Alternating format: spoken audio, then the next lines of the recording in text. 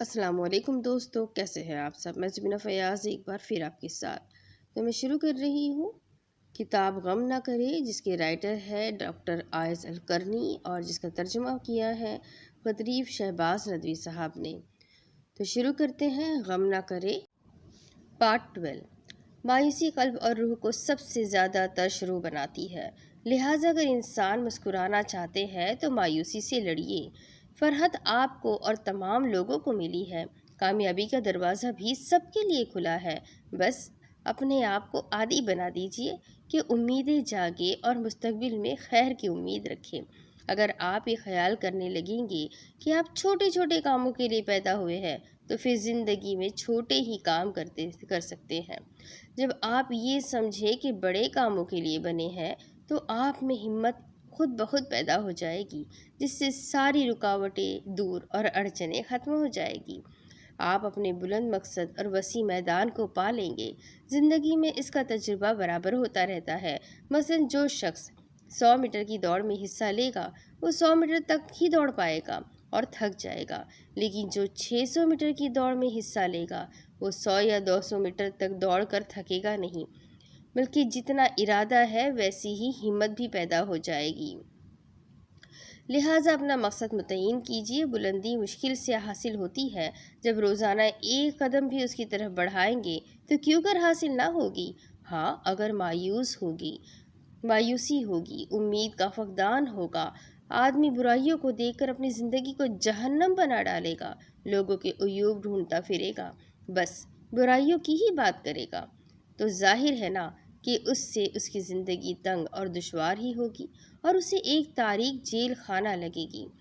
اس تعلق سے انسان کو سب سے زیادہ مدد اس سے ملتی ہے کہ اس سے کوئی ایسا مربی اور مرشد نصیب ہو جائے جو اس کی فطری خوبیوں اور صلاحیتوں کو بڑھا دے، اس کے آفاق وسیع کر دے، اسے کشادہ دلی و وسط قلبی سے نوازے، اسے بتائے کہ بڑا مقصد یہ ہے کہ زندگی میں جتنا بھی ممکن ہو لوگوں کے لیے خیر و خوبی کا سرچشمہ بنو، ایسا سورج بن جائے جس سے روشنی، محبت اور خیر کا اجیارہ پھیلے۔ اس کا دل انسانی خیر خواہی، بھلائی اور شفقت سے مملو ہو، اس سے جو بھی قریب ہو اسے بھلائی پہنچے۔ ایسا ہی نفس ہوتا ہے جو مشکلات و مسائل کو دیکھ کر مسکراتا ہے، ان پر غلبہ پانے سے اسے لذت ملتی ہے اور ان کا مقابلہ ہنستا مسکراتا کرتا ہے اور زیر لب دہراتا ہے: چلا جاتا ہوں ہنستا کھیلتا موج حوادث سے، اگر آسانیاں ہو زندگی دشوار ہو جائے۔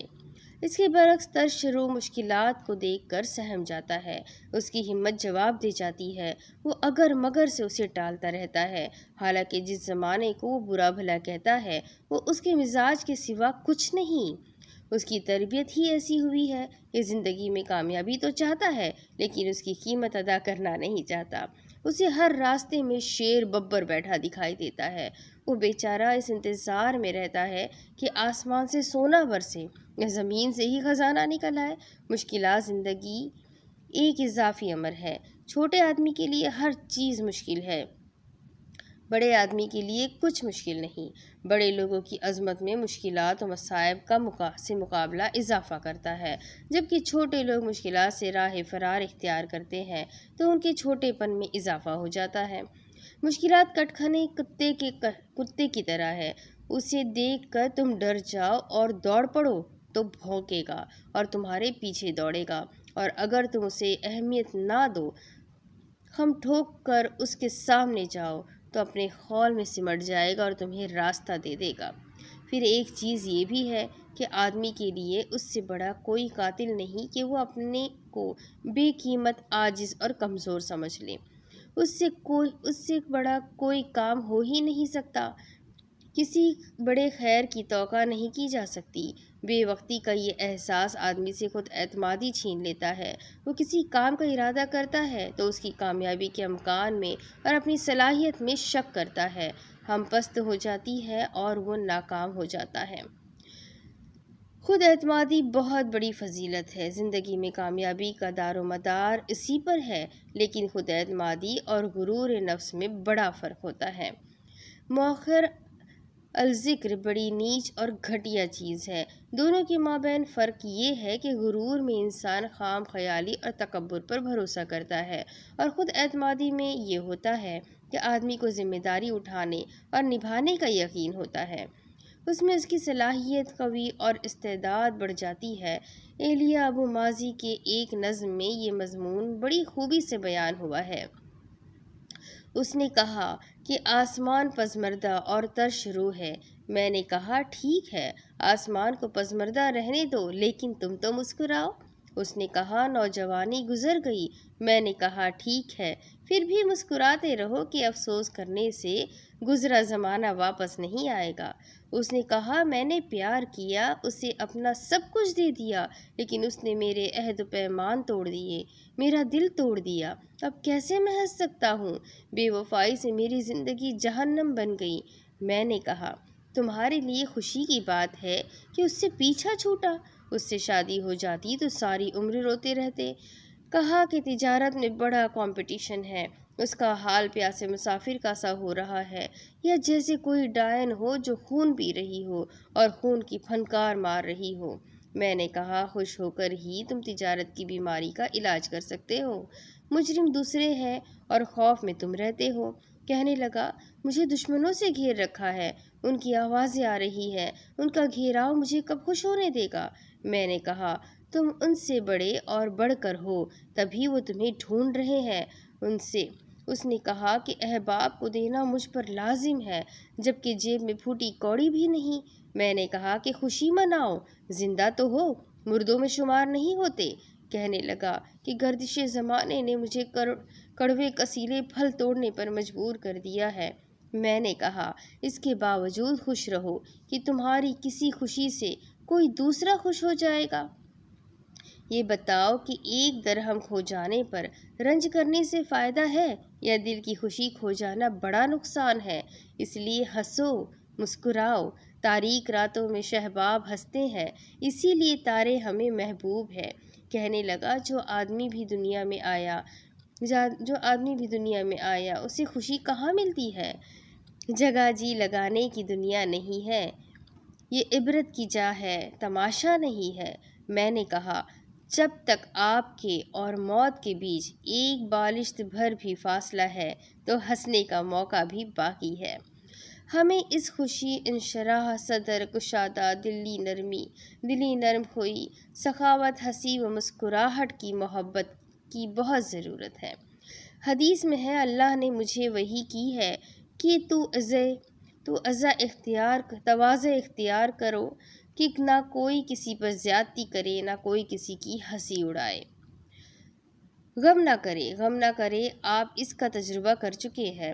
بیٹا فیل ہو گیا، آپ کو غم ہوا، تو کیا غم سے وہ کامیاب ہو جائے گا؟ والد کی وفات ہو گئی، آپ سوگ منا رہے ہیں، تو کیا سوگ سے وہ واپس آ جائیں گے؟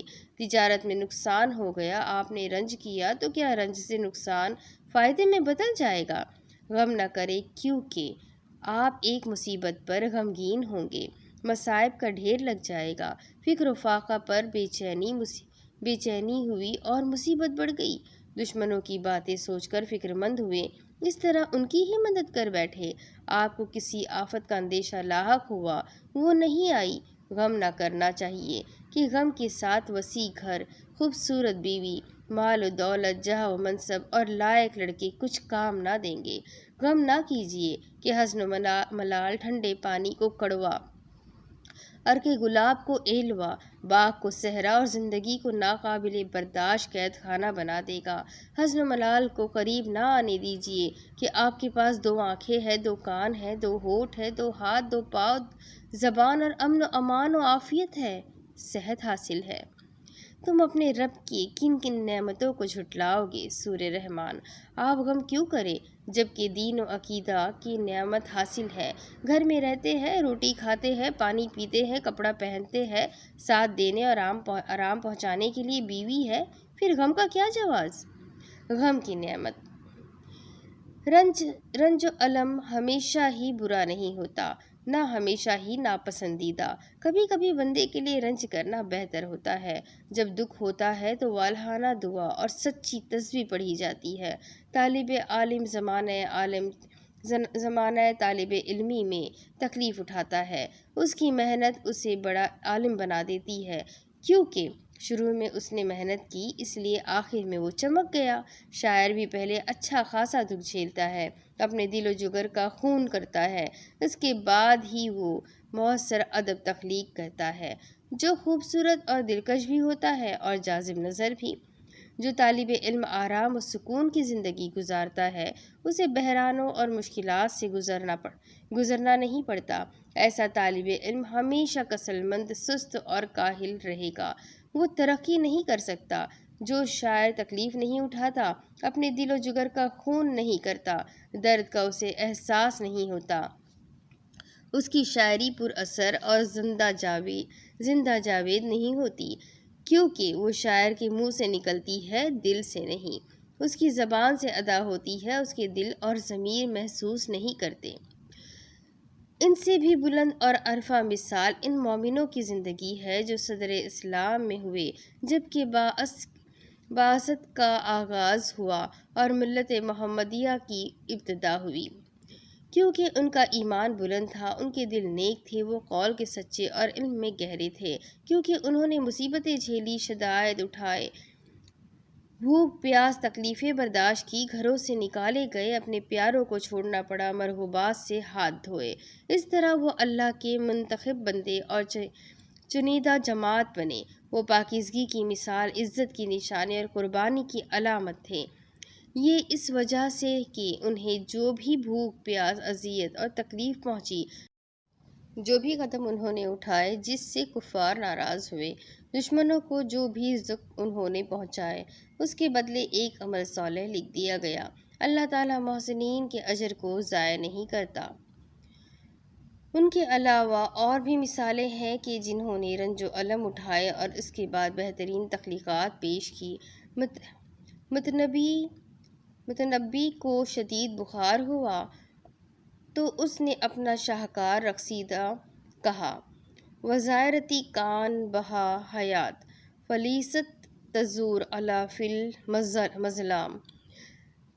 نابغہ کو النعمان بن المنذر نے قتل کی دھمکی دی، جس کے بعد اس نے اپنا بہترین قصیدہ کہا کہ فانک شمس والملوک کواکب، اذا طلعت لم یبد منہن کوکب۔ ان کے علاوہ اور بھی بہت سے لوگ ہیں جنہوں نے درد اٹھائے اور زندگی پراسرار انداز ہوئے۔ لہٰذا آپ تکالیف پر گھبرائیں نہیں، نہ ڈریں، یہ آپ کے لیے قوت بن جائے گی اور متاع حیات کا کام دے گی۔ اگر آپ دل جلے کی حالت میں رہیں، جذبہ دل اور تڑپتی روح کے ساتھ ہو، تو یہ اس سے بہتر ہے کہ آپ ٹھنڈے کم ہمت بن کر بجھے دل کے ساتھ جئیں۔ اللہ نے ان کے اٹھنے کو ناپسند کیا، اس لیے ان کی ہمت توڑ دی اور ان سے کہہ دیا گیا کہ بیٹھنے والوں کے ساتھ بیٹھے رہو۔ یہاں پر مجھے وہ شاعر یاد آیا جس نے جدائی و فرقت کا کرب برداشت کیا، شدائد سے گزرا۔ اس نے آخری سانسیں لیتے ہوئے جو قصیدہ کہا وہ عربی ادب میں زندہ جاوید ہو گیا اور اس نے اسے امر کر دیا۔ وہ مالک بن الریب ہے اور اس کا قصیدہ فطری جوش سے پر تکلف و تصنع سے عاری، شاہکار اور مشہور ہے۔ اس نے یوں کہا: الم ترنی بعد الجلالہ بالہدی واصبحت فی جیش ابن عفان غازیہ، فاللہ دری یوم اترکتاء بنی با علی الرحمتین ومالیہ۔ کیا تم نہیں دیکھتے کہ میں نے ضلالت کو ہدایت کے بدلے بیج دیا ہے اور میں ابن عفان کے لشکر میں شامل ہو کر لڑ رہا ہوں؟ بس اللہ ہی کا احسان ہے کہ میں اس کی اطاعت میں مقام رحمتین میں اپنے بیٹوں اور مال کو چھوڑ رہا ہوں۔ اس قصیدے کے آخر تک یہی لہجہ اور لے ہے، یہی درد انگیز نالہ ہے، یہی دل سے نکلی چیخیں ہیں۔ اس کے تاثیر کا راز یہی درد و الم کی تصویر ہے جو واعظ اور خطیب دل جلا ہوتا ہے اور درد کی تصویر کھینچتا ہے۔ اس کے بول اور خطاب راست اثر کرتے ہیں۔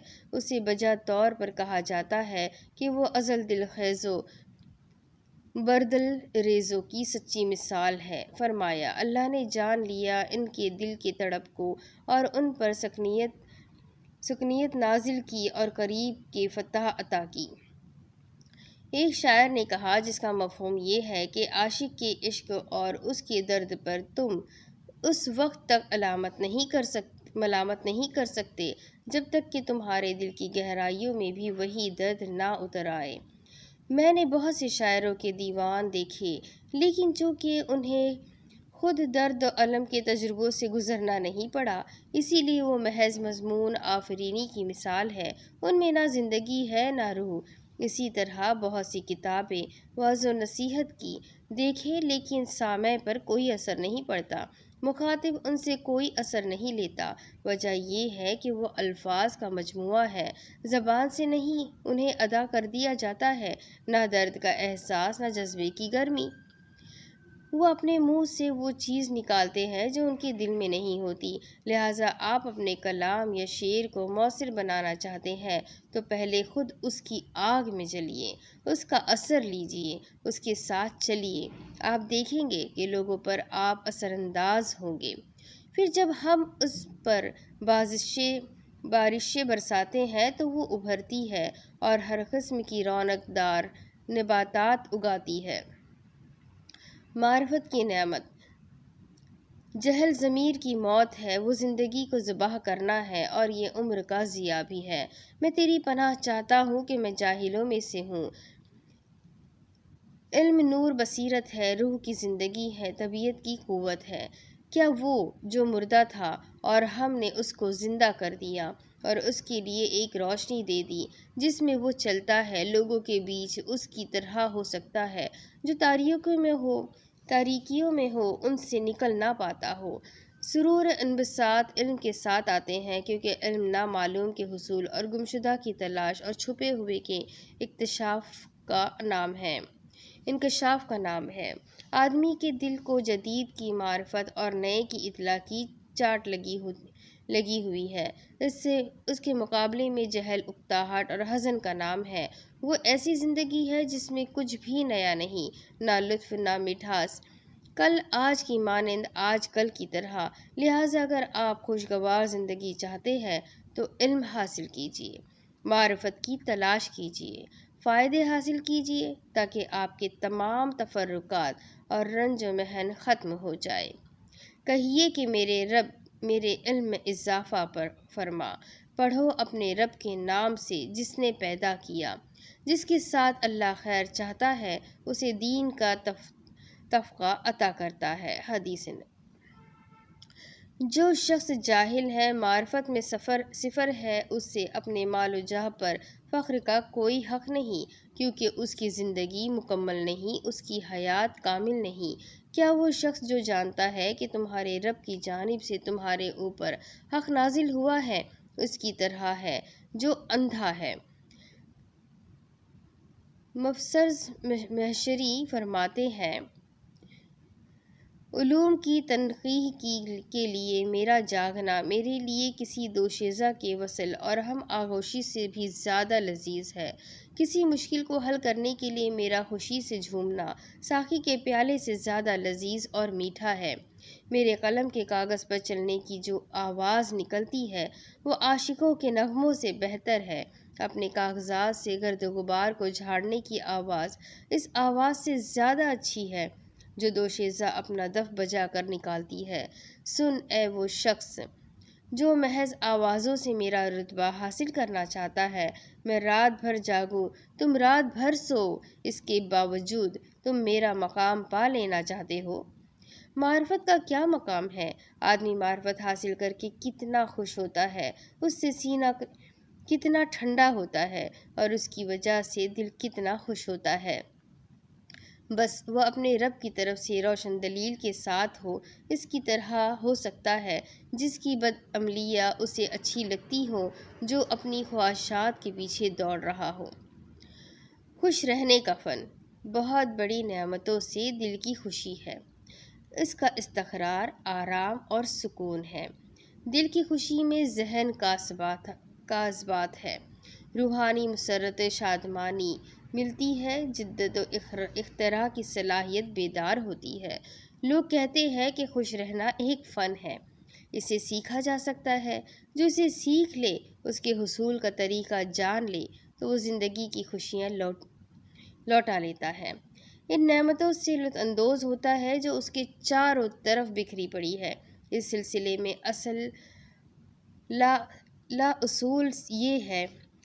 اصل اصول یہ ہے کہ آدمی میں قوت برداشت ہو اور رکاوٹوں پر مضبوط اور حوادث پر مضطرب نہ ہو، چھوٹی باتوں پر پریشان نہ ہو۔ جتنا دل مضبوط ہوگا، صاف ہوگا، اتنا ہی روح کو نور حاصل ہوگا۔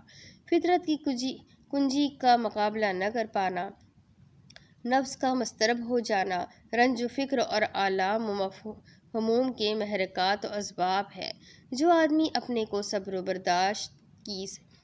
برداشت اور سختی کا عادی بنائے گا، اس کے لیے پریشانیاں اور بحران سب آسان ہو جائیں گے۔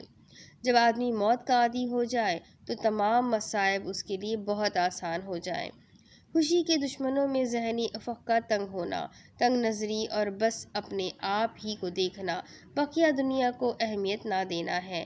یہ اللہ کے دشمنوں کی حقیقت ہے کہ انہیں بس اپنی ہی پرواہ رہتی ہے۔ گویا یہ کوتاہ نظر ساری کائنات اپنے آپ ہی میں محصور سمجھتے ہیں، دوسروں کے بارے میں سوچتے ہی نہیں۔ وہ دوسروں کے لیے زندگی نہیں گزارتے، نہ دوسروں پر توجہ دیتے ہیں۔